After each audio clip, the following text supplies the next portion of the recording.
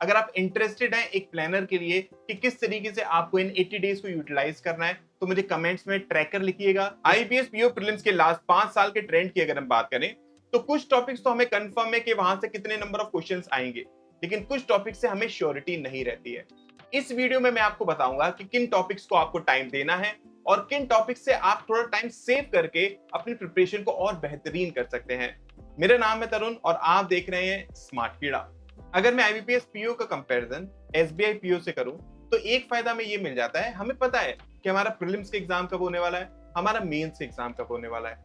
अगर हम अभी से लेकर चलें तो प्रीलिम्स के लिए लगभग हमारे पास 80 से 85 डेज बचे हुए हैं और उसके बाद लगभग हमारे पास 40 से 50 दिन मिल जाते हैं मेंस के लिए। लेकिन ये जितने भी दिन है जरूरी नहीं है कि आप हर एक दिन पढ़े। किसी दिन आप कहीं बिजी हो सकते हैं, कोई फंक्शन हो सकता है, कोई त्योहार पड़ सकता है, तो नंबर ऑफ डेज थोड़े से कम हो जाते हैं। इसीलिए बहुत इंपॉर्टेंट है कि आप उन टॉपिक्स पर ज्यादा फोकस दें जहां से आपको ज्यादा से ज्यादा मार्क्स गेन हो सकते हैं। तो बिना टाइम वेस्ट किए लेट्स चेक कि हमें प्रायोरिटी वाइज कैसे टॉपिक्स को पढ़ना है। हर एग्जाम की तरह डेटा इंटरप्रिटेशन को हम हाई प्रायोरिटी पर रखेंगे बिकॉज यहाँ से 15 क्वेश्चंस आपको कंफर्म में मिलेंगे ही मिलेंगे। एसबीआई पीओ एसबीआई क्लर्क क्या करता है ना, वो कभी कभी डीआई के क्वेश्चंस ऊपर नीचे कर देता है, बट आईबीपीएस पीओ पिछले कुछ सालों से 15 क्वेश्चन कंफर्म देता ही है। ठीक है, और वो आप थोड़े थोड़े वेरिएबल बेस देने लगा है, इसलिए ध्यान रखिएगा। डरिएगा नहीं वेरिएबल से, ठीक है, वो डुएबल रहते हैं, लेकिन it's just that student variable देखकर घर थोड़ा सा डर जाता है। मैंने प्रीलिम्स एक्टिविटी में बहुत सारे वेरिएबल बेस कराए हुए हैं, तो उनको कर लेना। ओके, इसमें भी फोकस रखना टेबल पर, बार चार्ट पर और लाइन चार्ट पर। ठीक है, फिर केसलेट आता है। केसलेट बेटा प्लीज इग्नोर मत करना। काफी स्टूडेंट मुझसे बोलते हैं कि सर उसमें टाइम लगता है इसलिए मैं छोड़ देता हूँ। नहीं करना है आपको, ठीक है। जितना ज्यादा हो सकता है उतना आप यहाँ पर केसलेट करना, बिकॉज अगर आप केसलेट करोगे ना तो आपको एक तीर से दो निशाने होते हैं ना, ठीक है, वो हो जाएंगे, क्योंकि यहाँ से आपका अर्थमेटिक भी अच्छा हो जाएगा। आपको पता चलेगा आपको इक्वेशंस को यूज कैसे करना है, परसेंटेजेस को यूज कैसे करना है, रेशियोज को कैसे यूज करना है। तो प्लीज इसको इग्नोर मत करना। प्रीलिम्स एक्टिविटीज में मैंने बहुत सारी आपको क्वेश्चंस इसमें से कराए हुए हैं।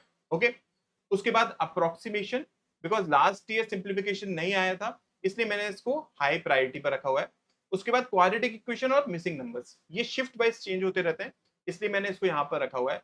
यहाँ इन तीन टॉपिक से आपको इन तीन टॉपिक से, ठीक है, अगर हम बात करें लगभग आपको 10 क्वेश्चंस मिल सकते हैं।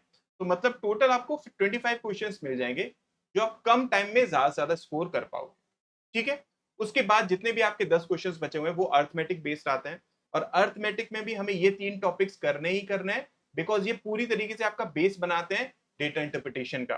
ठीक है, उसके बाद आप अपनी प्रायोरिटी के हिसाब से जो भी आपको अच्छे लगते हैं इन टॉपिक्स में से मीडियम वालों को कर सकते हैं। ठीक है, हाई वालों को हमें बिल्कुल भी नहीं छोड़ना है।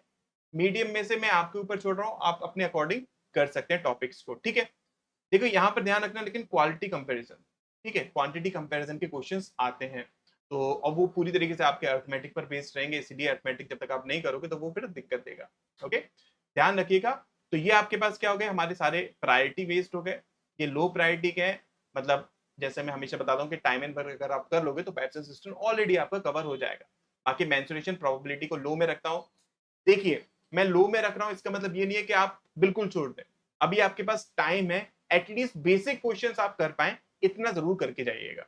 आई होप ये वीडियो आपके लिए यूजफुल रही होगी। अगर आप इंटरेस्टेड हैं एक प्लानर के लिए कि किस तरीके से आपको इन 80 डेज को यूटिलाइज करना है, तो मुझे कमेंट्स में ट्रैकर लिखिएगा, जिससे मुझे पता चल जाएगा कि हाँ आप लोग ज्यादा से ज्यादा इंटरेस्टेड हैं। फिर उस पर बेस्ड मैं एक वीडियो बना दूंगा। अगर आपको कोई भी डाउट है, कुछ भी अगर आपको पूछना है, तो आप कमेंट्स में मुझसे पूछ सकते हैं या फिर आप सर्च कर सकते हैं तरुण सर एस के नाम से, मैं आपको वहां पर मिल जाऊंगा।